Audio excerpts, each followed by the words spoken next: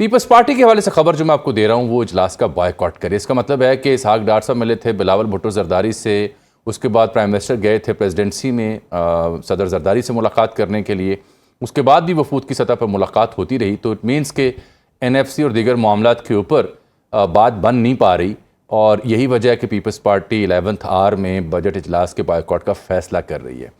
ये वाज़ेह रहे कि इसके बावजूद भी गवर्नमेंट प्रॉबेबली इस पोजीशन में है कि वो बजट पास करवा सकती है, लेकिन that will be a hectic task, uphill task, और इसके कॉन्सिक्वेंसेस पॉलिटिकली गवर्नमेंट के ऊपर बहुत ही लीथल हो सकते हैं। बिकॉज ये इत्तेहादी हुकूमत जो आइनी उहदों पर है, पीपल्स पार्टी कैबिनेट में तो नहीं लेकिन आइनी उहदे उनके पास हैं, तो अब खबर आ रही है कि उन्होंने इजलास के बॉयकॉट का फैसला किया। डिटेल्स हमारे कॉरेस्पॉन्डेंट्स लीजिए जी, ब्यूरो चीफ साहिबान को और दीगर जिम्मेदारों को पूछिए इस्लामाबाद से क्या वजह बनी, पीपल्स पार्टी क्यों इनकारी है। तो 7% मुमकिन इजाफे की तजवीज़ थी जिसे फेडरल कैबिनेट ने अप्रूव किया है, और पेंशन में भी 7% का इजाफा किया गया है। सबसे अजब बात इस बजट की यह है कि जो हमारे यहाँ टैक्स नेट है वो हम देखते हैं कि उसके अहदाफ तो पूरे नहीं हो सके, और अभी कल की जो रिपोर्ट थी 67 लाख अफराद ही टैक्स देते हैं। जिशान साहब ऐसा ही है कुछ?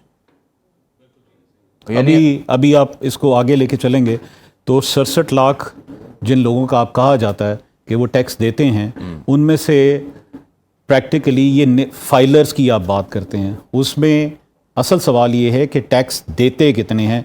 फाइलर इज़ वन थिंग, जो नील की रिटर्नें फाइल करते हैं, ठीक है, आप उसको खाना पूरी के लिए उसमें शामिल तो कर लेते हैं कि these are the tax payers या फाइलर्स, लेकिन सवाल इसमें यह है कि उनमें से एक्चुअली रेवेन्यू, टैक्स रेवेन्यू में कंट्रीब्यूट कितना करते हैं, तो वो एक अलग इशू है। तो ये पाकिस्तान जैसा मुल्क जहाँ पे 25 करोड़ की आबादी है और सिर्फ ये 67 लैक्स फाइलर्स या टैक्स पेयर्स हैं, तो बहुत ही लीथल इक्वेशन है।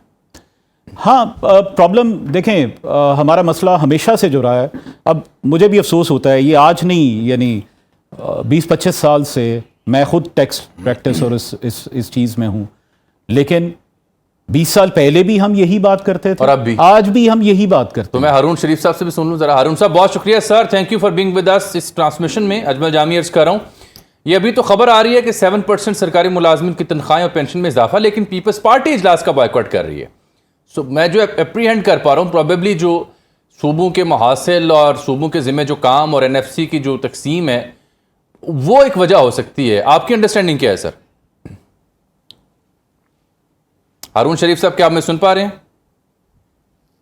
जी, आपकी आवाज कट रही है, आपको मेरी आवाज आ रही है? मैं I can totally here you sir, मुझे आपकी आवाज आ रही है, मैं सुन पा रहा हूं आपको। जी, तो जो क्वेश्चन जो मैं समझ पाया हूं वो basically it is regarding divisible pool से जो डिस्ट्रीब्यूशन होती है हमारे बजट की। Is that right? जी जी, बिल्कुल बिल्कुल बिल्कुल।